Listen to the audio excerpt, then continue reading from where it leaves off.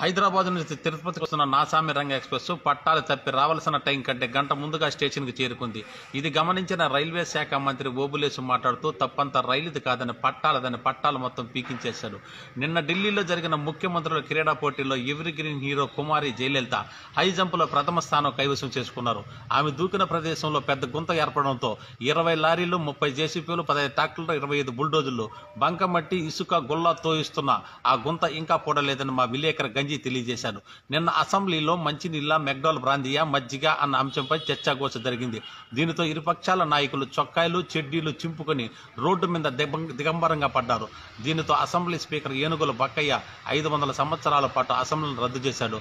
Alias Ellaiah ఇతను ఎలుకల మీద పరిశోధన చేశాడు. ఎలుకకు 1 కాలు విరిగితే కుంటుతుందని, 2 కాళ్ళు విరిగితే దొల్లుతుందని, 3 కాళ్ళు విరిగితే పాకుతుందని, 4 కాళ్ళు విరిగితే అక్కడే ఉంటుందని కనుగొన్నారు. అందుకని రాష్ట్ర ప్రభుత్వం ఇతనికి నోబెల్ బహుమతి అందజేసింది. 10వ తరగతిలో విద్యార్థులు ఫెయిల్ అయినందుకు బాధపడిన అవసరం లేదని మరియు ఆత్మహత్యలు చేసుకోకూడదని, 10వ తరగతిలో 3 సబ్జెక్టులు పాస్ అయితే మిగిలిన 3 సబ్జెక్టులు ఫ్రీగా పాస్ చేయమని విద్యాశాఖ మంత్రి సోంబేరి శాంబశివయ్య ఒక విద్యా ప్రకటనలో నొక్కి వక్కాయించారు. స్త్రీలకు, పురుషులకే కాకుండా అటు ఇటు కానీ మాకు రిజర్వేషన్ సౌకర్యం కల్పించాలని 1.5 లక్షల మంది ప్రధాని ఇంటి ముందు బైఠాయించారు. దీనితో ప్రధానమంత్రి దేశ అభివృద్ధిని దృష్టిలో ఉంచుకొని 0.10% రిజర్వేషన్ కల్పించారు. నిన్న రాజమండ్రి సెంట్రల్ జైలు నుంచి 25 మంది ఏఎస్ఏలు, 15 మంది డిఎస్పీలు, 30 మంది మహిళా పోలీసులు, 40 మంది హోంగార్డులు పారిపోయినారు. ఇది తెలుసుకున్న ఎస్పీ కొండయ్య ఉట్టిన రాజమండ్రి సెంట్రల్ జైలు చేరుకుని పారిపోయిన పోలీసులను ఖైదీలో పట్టి తెచ్చుకోవాలని 1750 మందిని విడుదల చేశారు.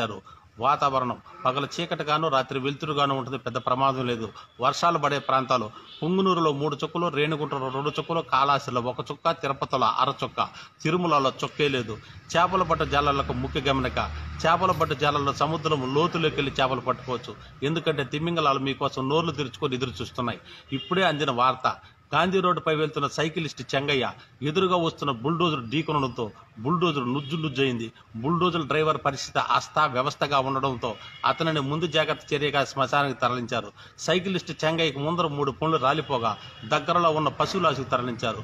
ఈ వార్తలు చదువుతున్నది తేళ్ల రమాకాంతం. బతుకుంటే రేపు తెల్లారితో మళ్ళీ కలుసుకుందాం. నమస్కారం.